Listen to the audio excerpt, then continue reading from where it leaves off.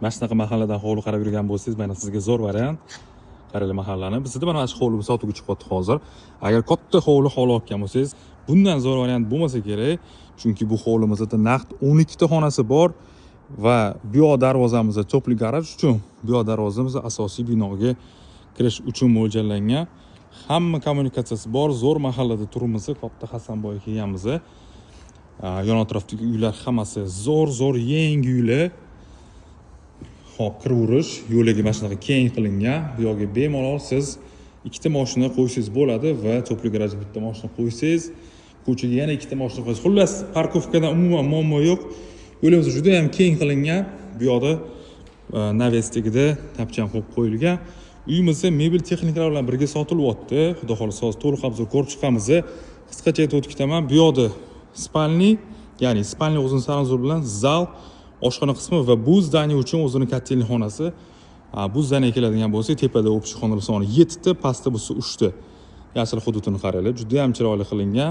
Xullas, ko'p xonali uy menga kerak desangiz, mana sizga zo'r variant. Hozirlar bilan to'liq obzor ko'rib chiqamiz, qani ketdi. Birinchi etaj obzorini boshlaymiz. Kirishimizda prixожий mebellar qilingan. Kattagina hol qismi kirishda va birinchi etaj o'zida 3 ta xona va oshxona bo'lyapti. Oshxona qismini ko'rsak bo'ladi. Hamma mebel texnikalar bor. Aytib ketaman, nima ko'rsanglar, xudo xolisa hammasi qolibdi. Ba'zi bir narsani olib chiqib ketaman deyaptilar, lekin sostoyaniyada shundoq kirib yashaydigan sostoyaniyada bo'lib turibdi. 600 kvadrat yashash maydoniga ega. Bu birinchi xonamiz. Bir okamga namozxona qilib qo'yibdilar. Xolos spalni qilib ishlatsangiz bo'ladi, agar sizlarga xona kamchilik qiladigan bo'lsa. Men o'ylayman, bu uyda xona sizlarga даже ko'plik qilsa kerak.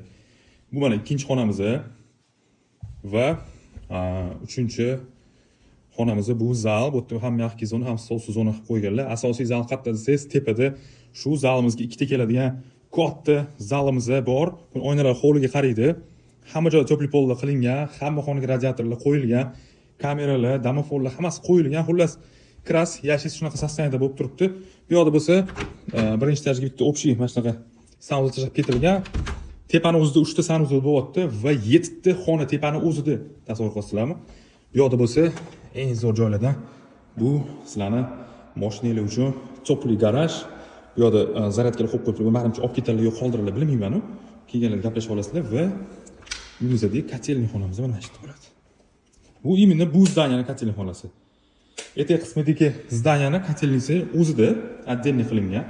Zo'r o'ylangan. Sizlarni ko'p kuttirmayman, ketdingizlar bilan ikkinchi etajni ko'ramiz. Marhamat, ikkinchi etaj obzorini boshlaymiz. Ikkinchi etajimizda naqd 7 ta xonamiz bor va 3 ta sanuzor. Hozir bir xonalarni ko'rsatib ketaman. Men bitta zalni ko'ring. Voy, bunaqa katta zalni anchadan beri ko'rmadim. Qarang kattaligini. Okamga aytdilar, mana shu pardalarga taxminan 10 ming dollar atrofida pul sarfladim dedilar. Pardachilar tanishlarimiz oramizda bo'lsa, kommentariyada yozib ketinglar. Bitta baho berib ketinglar. Kattagina zal. Ketdagi xonalarni ko'ramiz. Bu tepadagi xonalarda почти yashalmadi dedilar. Ko'ryapsizlar, uy svejiy hali. Bu bo'lsa bizning master spalnimiz. Eslatib o'taman, uyimizdagi hamma mebel texnikalar qolyapti. Shunda kirasizlar, yashaysizlar. Shunda holda turibdi uyimiz. Mebellarni yaxshisini olib kelganlar. Va bu spalning ichida o'zini sanuzor bor, ya'ni dushovoy. Dal yuramiz. O'rtada bitta sanuzor, общий. Va birinchi detskiy xonamiz, ya'ni bu 3-chi xonamiz edi. Bu 4-chi xonamiz. Yana bitta spalni. 5-chi xonamiz. Xolasili spalni, игровой zona, bilmadim, bilyard zona qilib qo'ysangiz bo'ladi. Xonalar вообще ko'p. Garderob qilib qo'ysangiz bo'ladi, xolasi bitta xonani. 6-chi xonamiz. Buni ham ichida o'zining sanuzori bor. Bu yoqda o'sha katta vanna qilingan. Va oxirgi 7-chi xonamiz. Gap yo'q. Tepani o'zida 7 ta xona. Etak qismida 2 ta xona. Birinchi etajda yana 2 ta xona bor. Uje bilmadim, adashib ketdimmi? Kommentariyada yozib ketinglar nechta xona sanaganinglarni.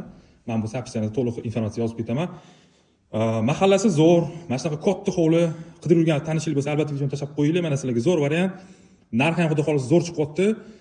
Bizdan kuzatish davom etinglar. Hamma informatsiya opsiyalar narxlar bilan bemalol любой payt kelib ko'rsalar, ulgurib qolishga maslahat beraman. Bunaqa narxda bu mahallada hozircha hovlilarimiz yo'q.